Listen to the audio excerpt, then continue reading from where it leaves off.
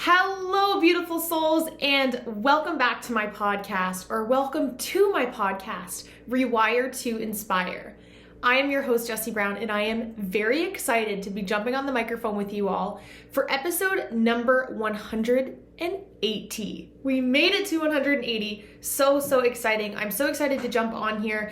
Today's episode is a little bit different in that I am trying to kill two birds with one stone. If you don't know that analogy, or that phrase, it's actually kind of terrifying if you think about it. But I'm trying to just knock two things out of the park right now.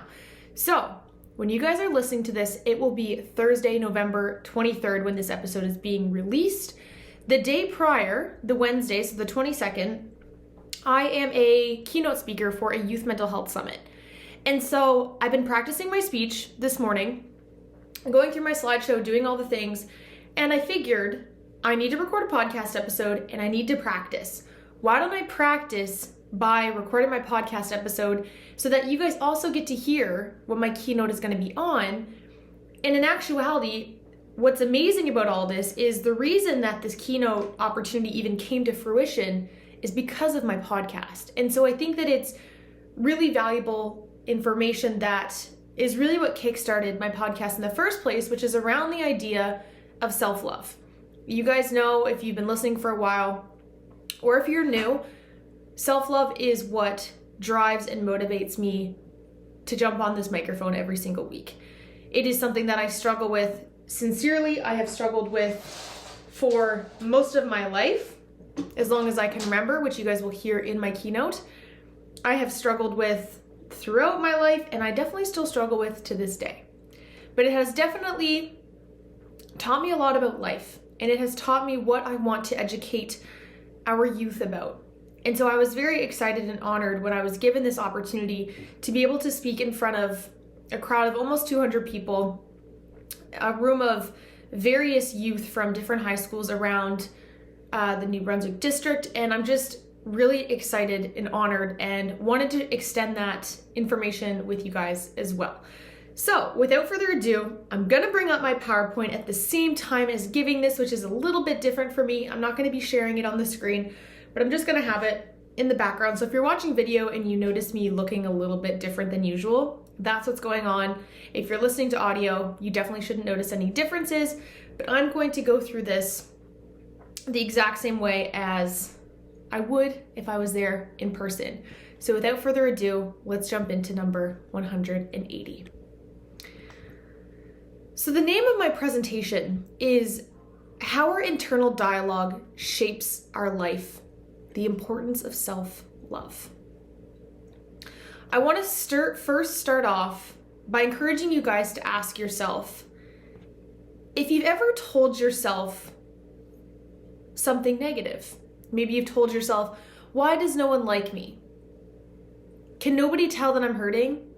I feel so alone. I feel so ugly. I feel so fat. I'm not smart enough. I'm not good enough. Will I ever be happy? I hate my body. I hate my life. I want you to ask yourself if you've ever told yourself one of those things. Then I want you to ask yourself, when is the last time you told yourself one of those things? Was it a year ago? Was it a month ago? Was it a week ago? Was it this morning? The reason that I want to start off on that note is because you're not alone. We hear that statement all the time, you're not alone, and I think in some ways it's lost its values, but I think if we actually hear the message of you're not alone and allow that to sink in and absorb, I think it gives us a lot of permission to take a deep breath. Because while we're comparing ourselves to others, others are doing the same. And so we're all just in this constant vicious cycle of comparing to each other, and all it's doing is hurting us. The reason that I'm here today, like most folks that give a keynote or give a speech, is because it's coming from experience. And as I was going through deciding what I want my PowerPoint to look like, what I wanted this presentation to look like, I started to look at old pictures. And I found some good ones. And these are the ones that really stuck out to me. So there's a picture of me taking a selfie in the mirror a picture of me with my parents, my brother, and our old dog Sassy, and a picture of me around 8 years old sitting in a box. These pictures really represented when a lot of my internal dialogue began to become toxic. For so much of my life, I have felt alone. And this is just like our thoughts. Just because we know they're not true doesn't mean we're not feeling them for a reason. And so from a very young age, I felt very alone and isolated. And now, mind you, I grew up in a very traditional home. I had a mom, I had a dad, I had a brother, we had the dog, we had the house, we had the pool, we had the garage, we had the land. We had everything that on paper would be picture perfect. But just like how many of us hide our emotions on the outside, there can be a lot going on the inside that we're unaware of. I love my parents to death, but unfortunately, there was a lot of fighting that happened at home. There was a lot of arguing. There was a lot of my brother not getting along with my parents, me and my brother not getting along, other family drama happening. And I noticed each of our lights dimming more and more and more, including myself. As much as there was so much greatness in my childhood, and I definitely wouldn't want my parents to feel in any way like failures as parents, but sometimes it felt like there was just 4 strangers living in the house, and we were all kind of disconnected. And ironically, as I shared, I found a picture of me sitting in a box, and it's ironic because, sorry, I'm grabbing a tissue if you can hear that because my nose is running. A lot of my life, I felt like I was in that box, like I didn't fit in. I remember from a young age wanting to run away, and not even necessarily from the things around me. I just wanted to run away from life in general. From a very young age, mental health took over my consciousness. You see, as children, we crave very few things. The most fundamental things that we need are validation and safety. And as much as I was very much physically safe, psychologically I wasn't. In part of dealing with listening to the arguing, but also because that's when my own internal thoughts started to become loud. And when we are a victim of our own thoughts from a young age, and that's how our brain is being wired to form, that gets heavier and heavier over the years. I learned to suppress my emotions, and I became very hyper independent from a young age and became very good at wearing the face of, I'm okay. Skipping ahead to high school, the best way that I can explain it is that I never really felt likable. I felt like friends wanted to see me lose. And as much as school was always a place that I enjoyed, mostly because I adored playing sports, basketball in specific was my happy place. I loved it so much. But what most didn't realize is how much I struggled on a daily basis. Because I had watched my mom cover her emotions for most of her life, I grew up to believe, and still struggle to this day, that my emotions actually matter. I felt like if I suppressed them and nobody knew, life would be okay. This led me to getting into a few relationships that weren't necessarily healthy, facing a ton of mental and psychological abuse, because when you view yourself as not worthy of something great, you will begin to attract what you think you deserve. And a lot of that, most of that, stems from our experiences that then shape our mindset, that then shape our trajectory of our lives. And because I told myself that I was not worthy of more, I just accepted the bare minimum. I had developed an eating disorder at the age of 14, and my body image was very toxic. This was something that I didn't share until a couple of years ago because I was so ashamed of it. Looking back now, there was just a part of me that so deeply wanted to escape and wanted the pain to stop. I always felt behind in school because my mind was constantly somewhere else. I felt like I never had fully supportive friends, and they often wanted to see me lose. As I was looking on Facebook, I had found this photo from a high school basketball game, and this very perfectly sums up how I felt most of the time. For those that obviously can't see the photo, there's a picture of me standing wide open under the net, and my teammate's head is looking the complete opposite way, and I'm standing there wide open. This is how I felt a lot of the time. As I mentioned, sports were the one thing that I was very good at. Unfortunately, high school girls can be a little mean, and we're very good at comparing ourselves to others. It's not just girls, but girls can be a little more catty about it. And I just felt like nobody ever wanted to see me win. I remember working so hard to play on every sports team and working my way to get Female Athlete of the Year. 2 individuals out of every sports team that I was on actually wished me a congratulations. This led me to further question my belonging in the world, my purpose. Was it even worth it anymore? There's a picture on the right that was taken in grade 11 that I chose because I can so deeply see the pain in my face. I remember this time roughly because I remember being in gym class and one of my friends told me that I had hairy arms and that my freckles were ugly. I went home that night and frantically Googled and YouTubed how to get freckles off my face. I attempted to burn them off and I shaved my arms. The reason I'm sharing all this with you today isn't to tell you about my story, but because I'm now at a place where looking back, I can see that the one thing I never realized wasn't the things that I couldn't control, but the fact that I became a victim of my own thoughts. They controlled me. They manipulated me. I was afraid to apply to certain universities out of fear of rejection. I played small. I self-protected because my internal dialogue was toxic and I had 0 level of self-love. Jumping ahead to college. In college, my self-talk got way worse. I managed to make a college basketball team in Alberta, and I unfortunately had a coach who was very mentally, psychologically abusive. I lasted 6 months on that team, and this led to any kind of self-love or talk that I had somewhat improved by making it on this team get way worse. My eating disorder came back. I ended up gaining 50 pounds. I was in a very toxic relationship. I started failing college. It was just a very, very, very dark time. I had this friend that I went to studied social work with, and her name is Brianna. And I remember I went to Brianna one day after I called her very upset. And we had a coffee and I asked her, how are you so confident?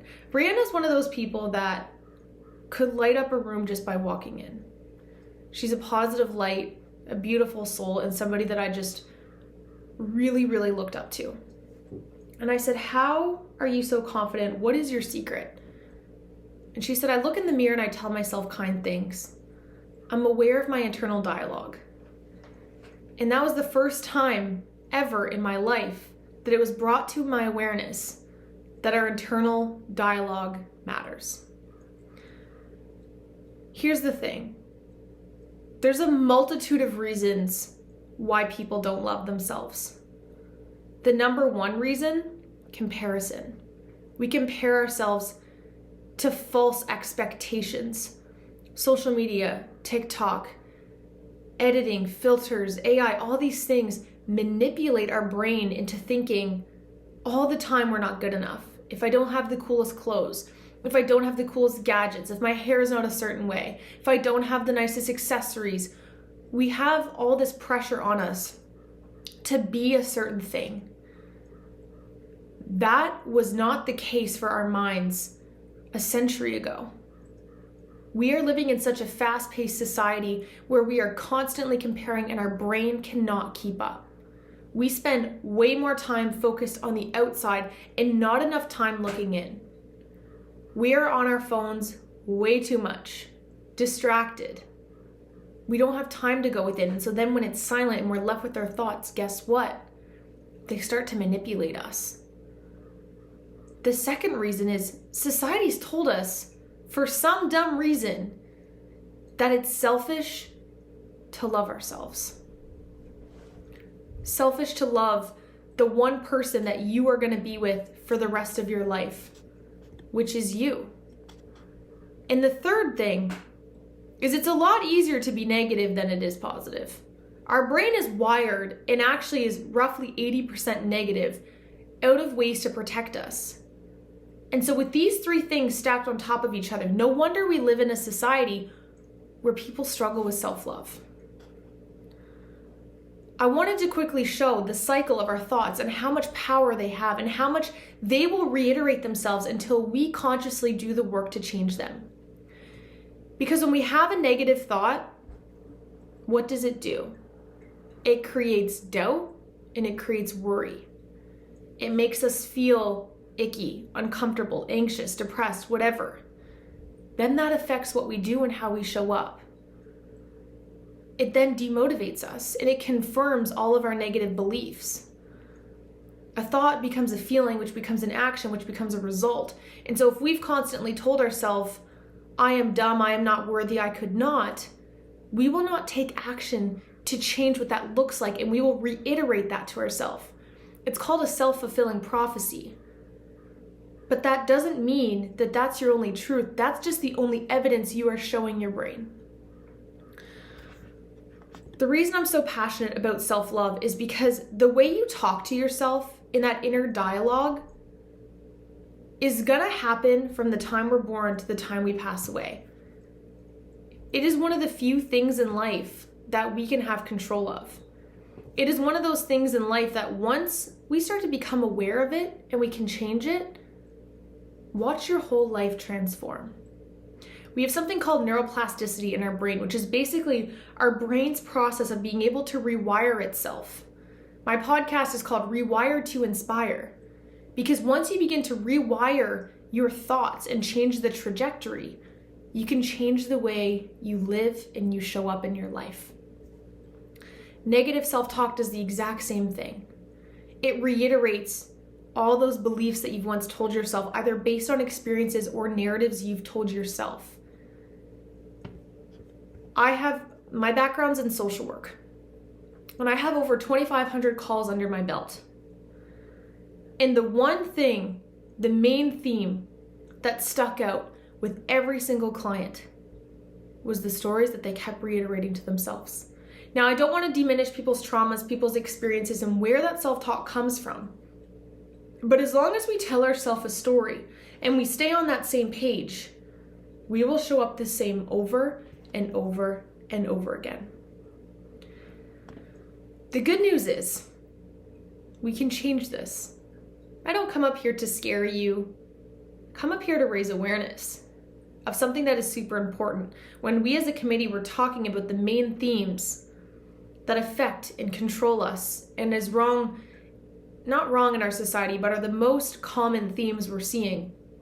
Of all of them, the baseline I kept coming back to was how we talk about ourselves, how we talk to ourselves, and how we view ourselves. I decided to take all this pain and I wanted to do something about it, which is why I'm standing here today. I studied to become a social worker so I could make a difference and be that voice.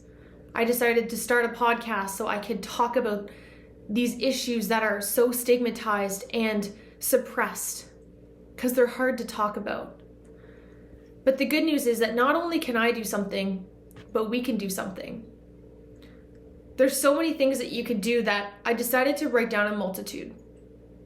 The biggest thing that I can encourage you to do is to catch your thoughts, change your thoughts, and release your thoughts. If it takes the next 5 years of your life to even rewire one thought, that's better than it controlling you for the rest of your life. I don't want you to leave here feeling like, well, I can't just change the way I'm thinking. You can, but it takes time. The biggest thing that I want you to leave here knowing is to become aware of them. Become aware of the things you're telling yourself and how they're influencing you on a day-to-day basis. When you wake up in the morning and you look in the mirror, what's the first thing you tell yourself? How is that affecting you? When you get dressed and you look at your body, what is the first thing you're telling yourself? When it's time to do a test or time to do anything where you are frontline, what is the first thought you tell yourself? Notice it. Eventually you can work on changing it and then letting it go. The second thing, seek help. Our thoughts almost always strive from pain or experiences we have in the past. Talking about them and getting them out of our body is one of the best things that we can do to get them out of our head. Practicing gratitude is another huge thing, and then start by showing kindness and compassion to those outside of yourself. It can be really hard to just jump into improving our self-love if on the outside we're struggling so deeply. Sometimes it's a lot easier to show kindness and compassion to other people than it is for ourselves. Think about it like you would never tell your friend that they're ugly, but you would tell yourself. It's a lot easier to be that hype person for someone you love and care about than it is for yourself. And so the more that we can get into that energy, into that headspace, and be kind and show compassion for others, the more we're showing our brain to think positively and to find the good, and eventually we'll be able to work on that for ourselves. The hard truth is that it's not going to be easy, but the brain has the ability to change. It might take you months, years, and that's okay. And the thing is we will never fully get rid of our negative self-thinking. It never fully goes away, but it starts to become less and you start to notice it, and that is the goal. In actuality, negative thoughts serve a purpose. They're there to protect us. But when they control our life and manipulate and take away from having a good quality, fulfilling, loving life, that is when we know we deserve a little bit more love. Each and every one of you possesses the power to improve this for you. If that version of me on the left could be able to talk to that version of me on the right, which is me now, she would never believe that this is possible. I want to be that example for you that you don't have to believe that it's possible yet. I want to give that belief to you. It's gonna take work, it's gonna take consistency, but you have the ability and the power within you to improve how you talk to yourself. It does not make you selfish. It makes you a human. Imagine a world where we all loved ourselves a little bit more so that we could treat each other with a little more love and compassion. To end every single one of my podcast episodes, I say one sentence: get out of your head and into your heart. And so that is what I will leave you each with. Get out of your head and into your heart. Thank you so much.